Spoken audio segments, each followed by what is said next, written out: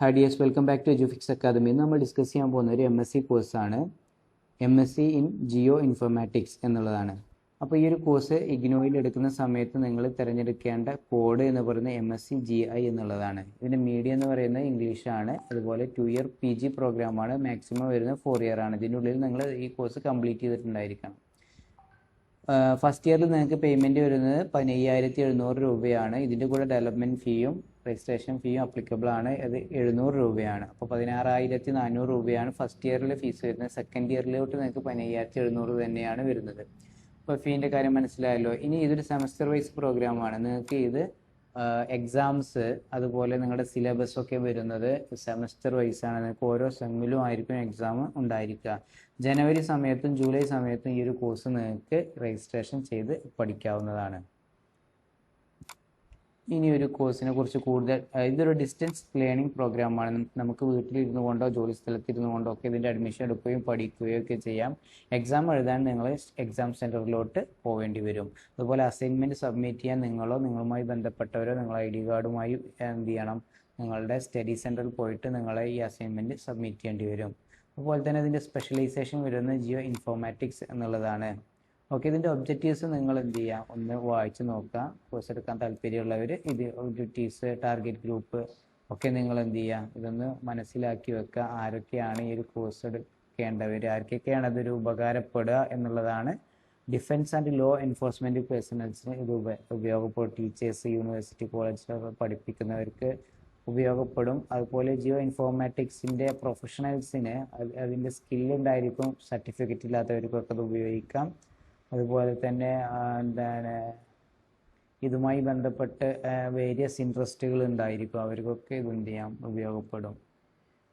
അപ്പോൾ ഇതിൻ്റെ ഒരു നോട്ട് പ്രത്യേകം നിങ്ങളൊന്ന് ശ്രദ്ധിക്കുക, എന്താണ് പറഞ്ഞിട്ടുള്ളത് എന്ന്. അപ്പോൾ ഇതിൽ പറയുന്നത്, ഇതിൽ ലബോറട്ടറി ഉള്ള, അതായത് ലാബുള്ള ഒരു കോഴ്സാണിത്. അതുകൊണ്ട് തന്നെ നിങ്ങൾ സ്റ്റഡി സെൻറ്ററിൽ വെച്ചിട്ടായിരിക്കും ഈ ഒരു ലാബ് പ്രോഗ്രാം നടത്തപ്പെടുക. അതിൽ കൃത്യമായിട്ട് അറ്റൻഡൻസ് വേണം. അതുപോലെ തന്നെ അത് അറ്റൻഡ് ചെയ്യണം.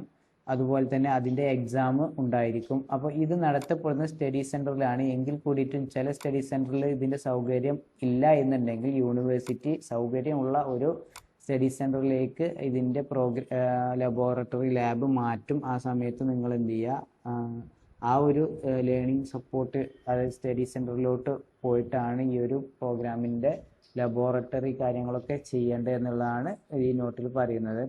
ഇനി നമുക്കിതിൻ്റെ എലിജിബിലിറ്റി നോക്കാം.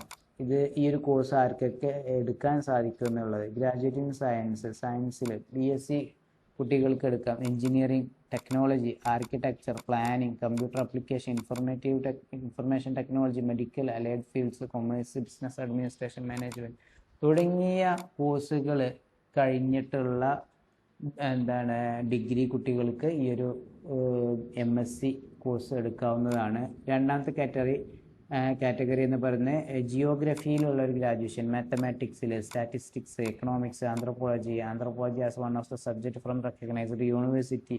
അപ്പോൾ ഇത്രയും കോഴ്സുകളുള്ളവർക്ക്, അല്ലെങ്കിൽ ഇതിലേതെങ്കിലും ഒന്നുള്ളവർക്ക് ഈ ഒരു സബ്ജക്റ്റ്, ഈ ഒരു കോഴ്സിന് നിങ്ങൾക്ക് ഇഗ്നോയിൽ രജിസ്ട്രേഷൻ എടുക്കാവുന്നതാണ്. നമ്മൾ ഫീസിൻ്റെ കാര്യം പറഞ്ഞു. 16,700 രൂപയാണ്. അപ്പോൾ ഫീസ് ഈ പ്രാവശ്യം കൂടിയിട്ടുണ്ട് പ്രോസ്പെക്ടസിലുള്ളത് പോലെയുള്ള സൈറ്റിൽ. അപ്പോൾ 16,700 രൂപയാണ് ഫീ വരുന്നത്.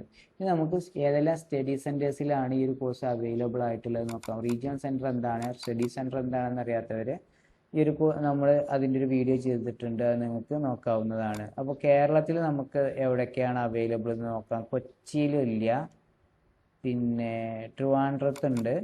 അതുപോലെ തന്നെ കേരളത്തിൽ ട്രിവാൻഡ്രത്ത് മാത്രമേ ഉള്ളൂ. അതും institute of land and disaster management എന്ന് പറഞ്ഞിട്ടുള്ള ഒരു ഇൻസ്റ്റിറ്റ്യൂട്ടിലാണ് ഈ ഒരു കോഴ്സ്. കേരളത്തിൽ ആകെ ഒരു കോളേജിൽ മാത്രമേ ഈ ഒരു കോഴ്സ് അവൈലബിൾ ആയിട്ടുള്ളൂ. അപ്പോൾ നിങ്ങൾ അസൈൻമെൻറ്റ് കൊണ്ടുവന്ന് വെക്കേണ്ടതും അതുപോലെ തന്നെ നിങ്ങൾ ലാബ് അറ്റൻഡ് ചെയ്യുന്നതൊക്കെ ഈ ഒരു സെൻറ്ററിൽ പോയിട്ടാണ്. പക്ഷെ നിങ്ങൾക്ക് തിയറി പേപ്പറിൻ്റെ എക്സാംസ്, നിങ്ങൾക്ക് തിയറി പേപ്പർ അവൈലബിൾ ആയിട്ടുള്ള എല്ലാ എക്സാം സെൻറ്ററിലും നിങ്ങൾക്ക് നിങ്ങളുടെ വീടിനടുത്തുള്ള എക്സാം സെൻറ്ററിൽ നിങ്ങൾക്ക് എന്ത് ചെയ്യാം, രജിസ്റ്റർ ചെയ്ത് എക്സാം എഴുതാവുന്നതാണ്. അപ്പോൾ എക്സാം രജിസ്റ്റർ ചെയ്യുന്ന സമയത്താണ് എക്സാം സെൻറ്റർ ചൂസ് ചെയ്യേണ്ടത്. ആ സമയത്ത് നിങ്ങൾ കോൺടാക്ട് ചെയ്ത് കഴിഞ്ഞാൽ നമ്മൾ വീഡിയോ ചെയ്യുന്നതാണ്, നമ്മൾ അപ്ഡേറ്റ് ചെയ്യുന്നതാണ് നമ്മുടെ ഗ്രൂപ്പുകളിലൊക്കെ. അപ്പോൾ ആ സമയത്ത് നിങ്ങൾ കണക്ട് ചെയ്ത് കഴിഞ്ഞാൽ എക്സാം രജിസ്റ്റർ ചെയ്യാൻ പറ്റുന്നതാണ്.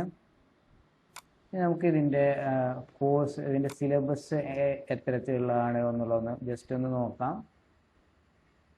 ഓക്കെ, ഇതിൻ്റെ സിലബസ് നിങ്ങൾക്ക് ഫസ്റ്റ് സെമസ്റ്ററിൽ വരുന്ന തിയറി പേപ്പറുകളാണിത്.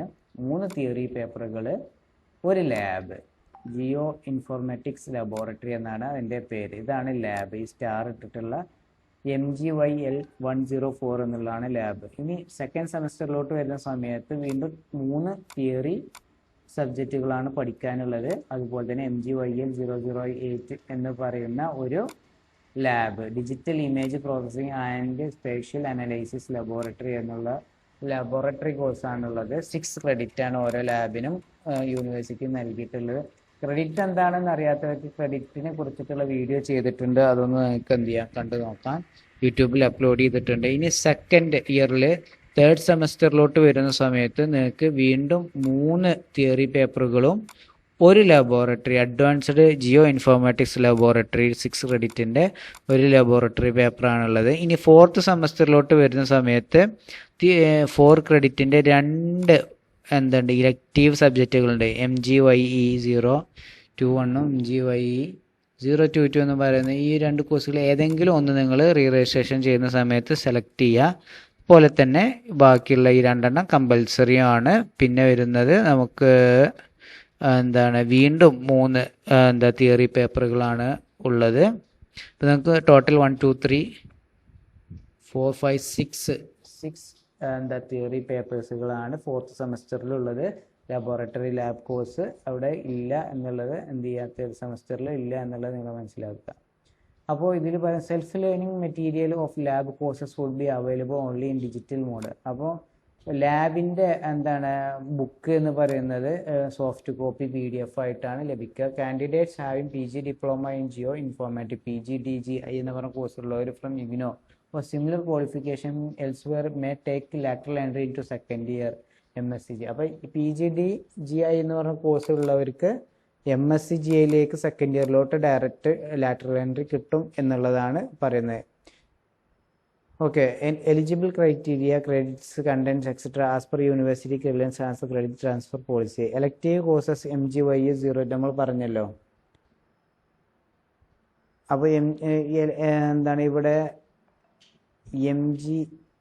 ഈ ഒരു കോഴ്സ് നിങ്ങൾക്ക് എന്ത് ചെയ്യുക, ഇതിൽ ഏതെങ്കിലും ഒന്നാണ്, ഈ 21 22 ഏതെങ്കിലും ഒന്നാണ് നിങ്ങൾ ചൂസ് ചെയ്യേണ്ടത്.